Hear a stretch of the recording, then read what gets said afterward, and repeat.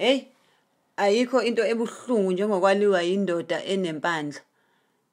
Njalo muke wathi ucwecwa izambane nje simane sisho isililo umane umkhumbule. Muke wathi uyalithatha nje izambane uyalicwecwa umane umkhumbule udalo wakho Nkosi yami uyikhumbule impandla yakho. Hey! Ngiyanikhuza ingane zami ningawaqoma amadoda anempandla.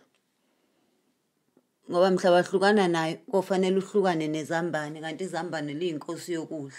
Izambane liyimpilo.